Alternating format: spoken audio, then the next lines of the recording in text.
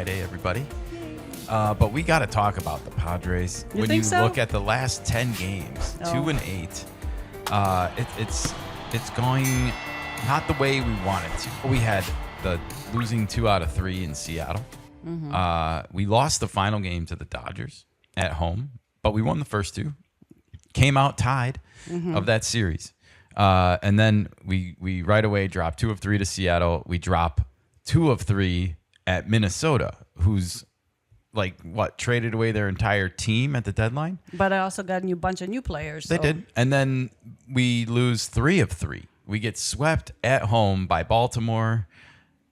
Nika, what is happening? I think that is the question on everybody's mind as we watch this unfold. I don't think anybody wants to win the division. It doesn't seem like it, does it? Because despite all this, you look at these standings this morning, the Padres remain just 2 games behind your Los Angeles Dodgers because they have also not been playing great, including finishing off getting swept in Pittsburgh last night. So they just played the Pirates and walked out with 3 losses in a row. And they had Blake Snell against Skeens. And they had, I guess, didn't they have Clayton on the mound in game 1? They did have Clayton. I think it was the day before Clayton played. Well, no, Ohtani got scratched in the middle game. Sheehan played. So instead. whoever, Sheehan, who also, we should mention him really quickly. He is in trouble because he got caught switching baseballs for someone's first major league hit. And what's up with that? he did answer for it after the game and played oblivious to it. But I don't think if you watch the video, it looks oblivious at all. So that's a topic for another time. We got to stay on the Padres here because, like I said, the Giants, by the way, if you look at the standings that I have up here, are closing in fast, everybody. Just 5 games now behind the Padres, 7 games back of the division lead. It is September 5th. That's not a lot of time, but if things keep going in this direction, I mean, you see they're 9-1 over their last 10, and we're 2-8. That's how you close ground fast in this league. By the way, the Diamondbacks just 6.5 games back of us. Like the damn snakes, I don't trust them ever. And they got rid of their power hitters.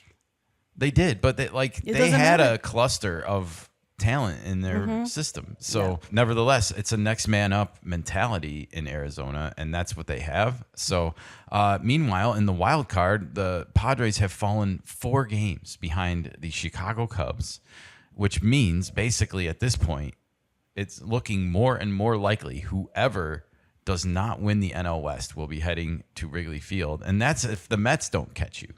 Yeah. Because if the Padres do happen to hang on even to the final spot, they would play the Dodgers in round 1 at Dodger Stadium 3 straight games. Ouch.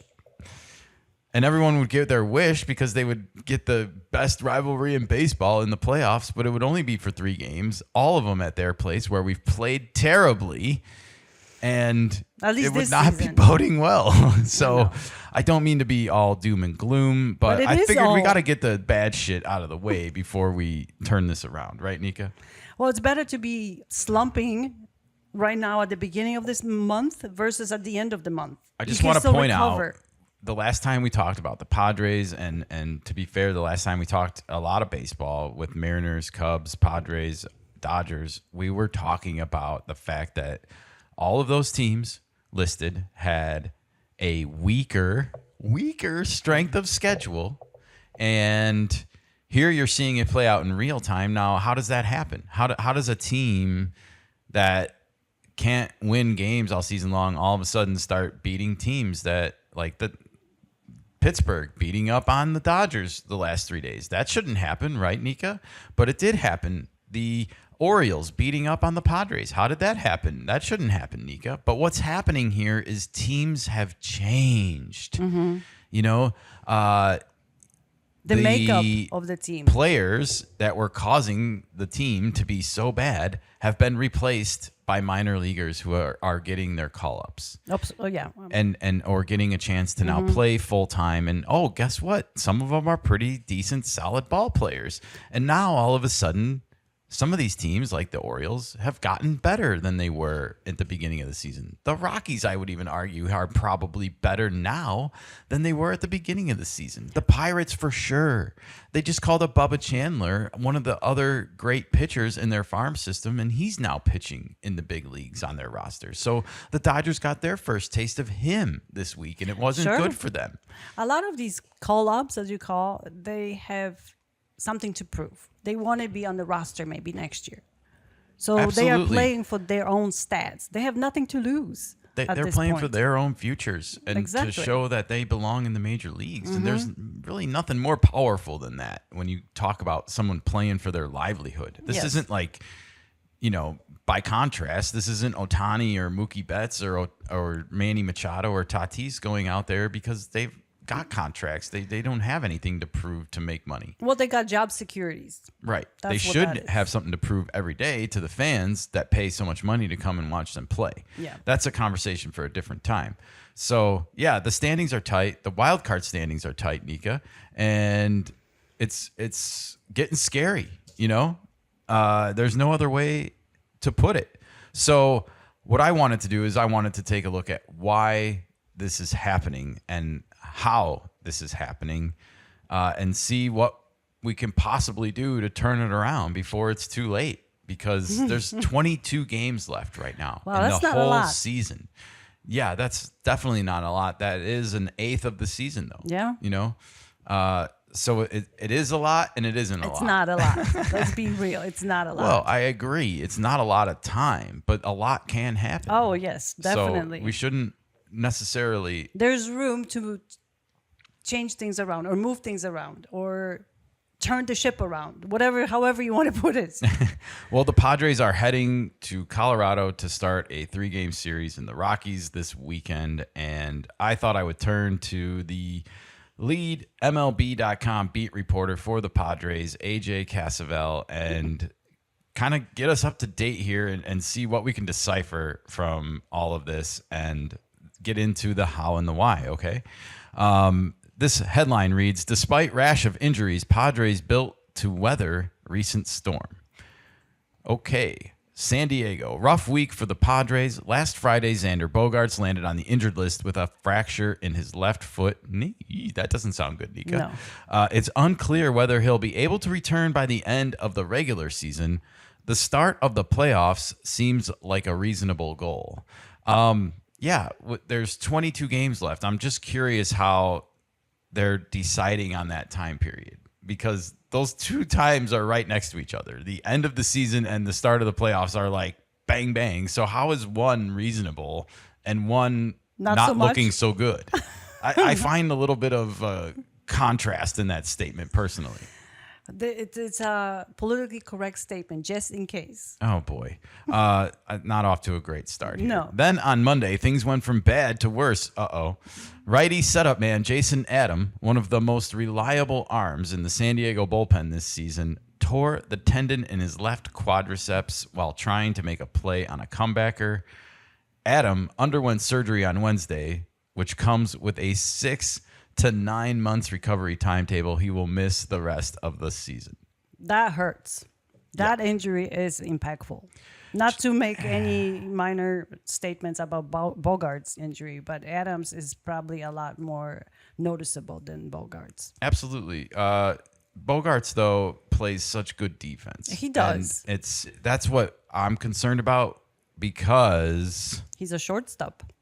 Well, and Mike Schilt values defense, I think, more than offense as a manager, especially with this team and the fact that they want to enhance their pitching with as much good defense as possible. Good defense will help make pitching look better than it is sometimes. Of course. Look at how many home runs Tatis has robbed this year. I agree 100%, but you still need offense, and our offense is not existent at the moment. Anyways, it says he will miss the remainder of the season. And in the aftermath of the Bogaerts injury, the Padres dropped a series to the Twins. In the aftermath of the Adam injury, they were swept by the Orioles, and that was at home. It's fair to wonder if any on-field melees is related to those injuries. The Padres insist it shouldn't be. Well, I'm sorry, but you obviously are. You can insist it all you want, but it certainly looks like you're carrying the weight of those injuries right now on your shoulder. And the team feels weakened. Exactly. They lost two of their veteran leaders. Actions speak louder than whatever you say. It hurts. We see what's happening on the field. They're mopey. They're so mopey right now. That's like a dog then. It hurts, said center fielder Jackson Merrill, who himself returned from a left ankle injury this week. But every team has injured players, every team. There's not a single team that's fully healthy. We've just got to keep grinding. I mean, he's absolutely right about this. Sure. Every team does have injuries. We look at the Dodgers right now. They're playing without Max Muncy, who is a big part of the middle of their lineup. No pun intended. No pun intended. Sorry. But no, they miss him. Of course they do. And I felt like they wouldn't, so much because I felt like he was getting to be older, but turns out he still has that power stroke, and it comes from the left side. He's a good bat to have around, no doubt. Merrill isn't wrong. Adversity hits every contender. The Padres are dealing with a substantial amount of it right now, but the reality is their roster is built to withstand these losses, and here's how. Oh, so really? Are we finally getting into the bright news, Nika? I hope so. All right. Because it's doom and gloom so far. Well, it says replacing Adam. It went unspoken at the time. San Diego traded for Mason Miller to build a super bullpen with 5 reliable high-leverage arms. But bullpens are fickle, and pitchers get hurt. And the Padres front office knew that. They made the Miller trade hoping they'd have 5 high-leverage weapons for the stretch run. They also made that trade knowing it would give them the certainty of having a lights-out bullpen, even if they were hit by an injury. All right, well, I am going to basically just argue back gently on this. While I agree with the sentiment, losing Jason Adam out of all of the guys hurts the most because he's just such a change of pace pitcher. Estrada, Suarez, and Mason Miller, all from the right side, all are built on having a lethal fastball. But as you say, everybody can hit a fastball in the major leagues. And we've seen it happen. We've seen it with all 3 of these guys, in fact. They can get hit. Yeah. So I always liked Jason Adam just for his ability to come in and just change it up a little bit. Sure. No pun intended again with the change-up talk, but he does have a disgusting change-up. Unfortunately, we won't be seeing it anymore this year. And so that's the only thing I would argue back is like we don't really have anyone to slot into that specific role where it's like, gosh forbid if Suarez or Mason Miller or Estrada ever had to go on the IL, it's like, okay, well, I still have hard-throwing right-handers, but I don't have a change of pace guy now like Jason Adam. So that's my argument there. That's where the Padres find themselves now. There's no Adam, but they still have Miller, Adrian Morejon, Jeremiah Estrada, and closer Robert Suarez. You can make a serious case for that group as the best quartet of relievers in baseball. And yeah, I get it. They all have great numbers, but how much of their numbers were helped out by the guy right in the middle of them who was a change of pace and often provided that change of pace? Injuries are never ideal, no matter how much depth you have, said Mason Miller. Quote, but a lot of times you'll see an injury really expose a lack of depth. I think in this case, it's going to show our depth. It's not going to be an easy void to fill, but I think guys are going to step up to that challenge. At least somebody's positive. I mean, you got to stay positive, right? Sure. All right, well, I'm going to continue on here. The reality is the Padres are likely to feel Adams' absence more over the next 3 weeks than they will come October. On Friday, they embark on a stretch where they will play 19 games in 20 days.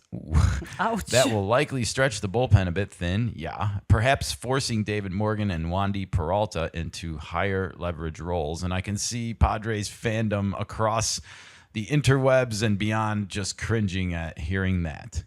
All right. We saw it on Tuesday with the Padres trailing the Orioles by a run. Manager Mike Schilt called for Peralta and Morgan in a spot that might have otherwise belonged to Morejon. But with Adam absent, Schilt opted to hold Morejon in reserve instead. Then again, with off days and extra rest in October, the bullpen dynamics will play out differently. So I get it, but we got to get to the playoffs right now. I showed you how tight things have gotten. And, if the Giants are going to continue to go on a bender right now, we got to at least play 500 ball and maintain some pace and some The starting pitchers got to step up because you got to get to the bullpen at some point, but you got to give the innings to the starting pitching. Our starting pitching has been really our weakest point, and that's not like getting talked about a lot in this article. That's one of the problems I have with it. All right, well, I want to keep going here. Quote, "It's a strength, and you don't want to deplete a strength," Schultz said, "but we can absorb the blow. In a silo, when everybody's fresh and ready to go, the bullpen's still deep. Now it's just a matter of other guys stepping up and taking some of those spots that get created over the course of a 162-game schedule." So, I guess Mike Schultz is planning on... I understand what he's saying here, but like you just said, we got to get to the bullpen, and that's been our problem through this stretch, is like our starting pitching has given up way too many runs and put us in a deficit, and our hitters do not play well under a deficit. They just do not. Yeah. Replacing Bogaerts. Well, let's move to the offense. Okay. Because I have concerns here as well. With Merrill back in center, Jackson Merrill, the Padres are going to have a strong, typically left-handed bat coming off their bench nearly every day. It was Ryan O'Hearn on Tuesday and Gavin Sheets on Wednesday. Then again, Schilt got creative on Tuesday night with the Padres trailing by 3 runs.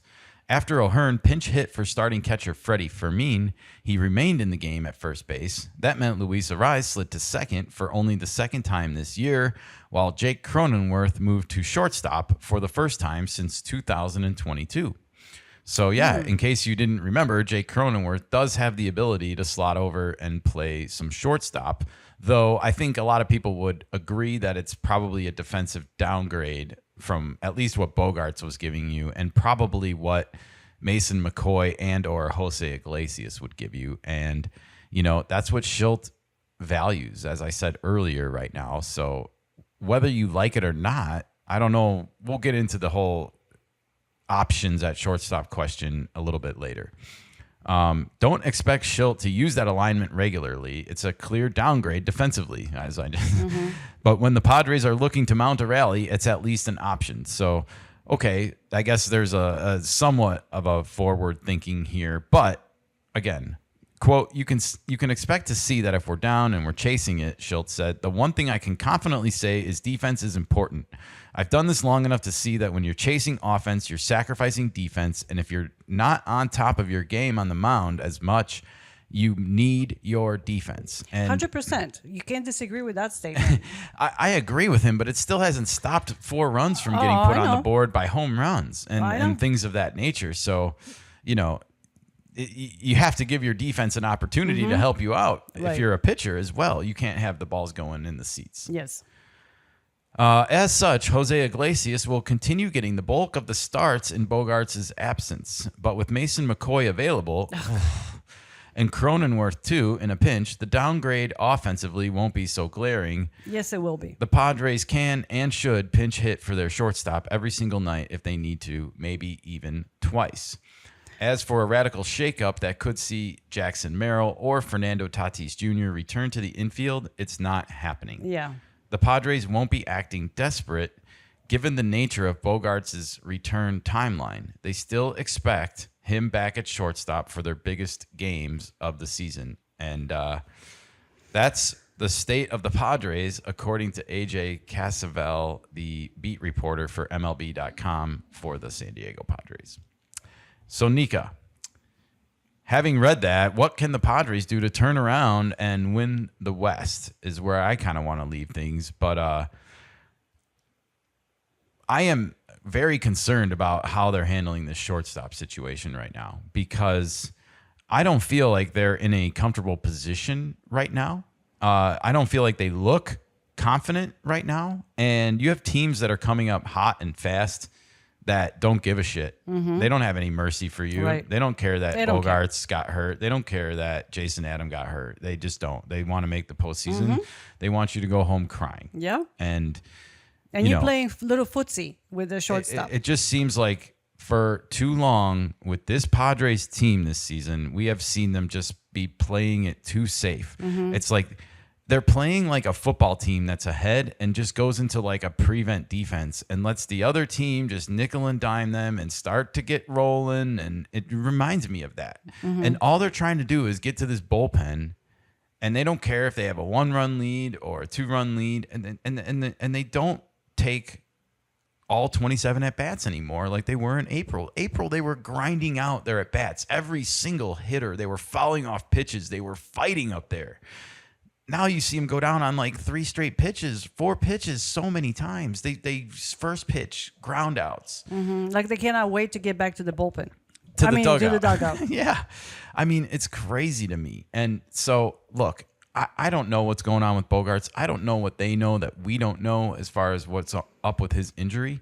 But I don't like Iglesias as the backup plan. I'm sorry. Like, he's supposed to be a role player on this team. And to me, not putting Jackson Merrill at shortstop right now, I mean, I don't personally want Fernando there. But if they decided to go that direction, I would like that more than what they're doing. But my preference would have been to put Jackson Merrill at shortstop because he's the youngest, and he's only really a year and a half removed from playing shortstop when you look at the calendar. Right, and when he was asked whether he would be willing to play as a shortstop, and he was all about that. He had no issue about. He was, but I feel like to not be able to put O'Hearn, Sheets, and Arise in the lineup every day is a crime right now. It's a crime. Yeah, that's on manager. It is. And there's the only way to do that right now is to get Jackson Merrill at short, move Laureano to center field, and put Gavin Sheets in left. And you have all the players that you need on the field. So it's just a tough one to swallow. Like, why are we doing this so safely right now? Like, I see a need for a sense of urgency right now out of this team, and they are not looking at it that way at all, it sounds like. So I'm scared. I got to be honest. I'm scared. When it comes to starting pitching, let's talk about that for a second, because they didn't mention that at all in this article, and that's been the Achilles heel of our team over this 10-game stretch. Falling behind early, big. 3-run deficit, 4-run deficit. It doesn't help our situation. And when you're talking about a team that relies on getting to the bullpen. Yeah, Dylan Cease comes to mind. Horrible year this season. The whole year has been a shit show for him. But like, even Nasty Nestor, it's like you go out and deal against the Dodgers, but you can't do and nothing. You can't do it against the Orioles or the Twins. Brewers. Either it doesn't matter what team, but yes. It just makes no sense to me. Like, why are you have to show up every day. You only show up every 5th day. Like, you have to show up. We're in the middle of a damn pennant race here. It doesn't look like there's a sense of urgency from some of these players. Ramon Laureano's playing his ass off every night, getting hits. He's moved his way into like the top 10 power hitters in baseball right now. He's on the list with Ohtani, with Schwarber. And you're pissing it away. Yeah. You're literally pissing it away. So I don't like that. Then on the flip side with the starting pitching, it's like, I mean, you bring up Cease, and Darvish has not been sharp since he pitched well against the Dodgers that first night at home. But like, again, it requires continually showing up. I don't care if you're a 39-year-old veteran or if you're a young pitcher in this league, but or if you're Dylan Cease, I don't care if it's your contract year and you're under pressure. Like, even more reason to play well. Chew some gum or stop thinking about it. Get a massage before. I don't know. Do something different. What bothers me the most about what the Padres are doing right now is that they are not doing anything different. I know they're just going about things the same way, and it's like Einstein, we've talked about this before, says anyone that does the same thing over and over again expecting a different result is crazy. But that's Mike Schilt right there. That is his motive. But someone needs to get through to him and be like, I don't know. But he's going to find himself unemployed if this team does not make the playoffs. If they squander this lead in September. Like, I don't know what to tell him. So he needs to understand, I think, that nothing is guaranteed in this world. Like, you're talking about a guy who went into a meeting with the Cardinals expecting a huge extension and got fired. Well, there you go. So sometimes maybe he doesn't read the room correctly. And right now, I don't think he is acting as a manager that is bringing a sense of urgency to the team because otherwise they would be playing differently. They would be arranging the lineup differently. Absolutely, because they are playing really safe, and playing safe will not get you a win. It's not going to get you to the playoffs the way you think it might. It will not. So when it comes to pitching, you know, I don't know what's going on with Michael King. You know, like I think he's going to be back before the end of the year. But again, I don't know if it's going to be too late. I would personally rather see Randy Vasquez pitch a game for the Padres before I see Nestor Cortez or JP Sears on a mound again. Like we casted away Randy Vasquez, and he was so good for us this year when you look at it. Like, better than these guys were. He at least got it to the bullpen. Mm-hmm. He at least kept us in the game without giving a big deficit. So I really think the Padres need to start to play with a sense of urgency, and they need some situational hitting. They need to take what the game gives them. Like, I haven't heard Mike Schultz say that in so long. Take what the game gives you. This was like the mantra of the team in April. And by the way, maybe, just maybe, Fernando, Manny, Luis Ariz, I'll throw all of you in there. The entire damn team. Maybe you want to go back and watch some of those April games, okay? Watch how you played the damn game. Watch how you kicked the other team's asses up and down the field by, you know, making them feel uncomfortable. You're supposed to be the wreckers out there. And you're letting other teams wreck you right now. So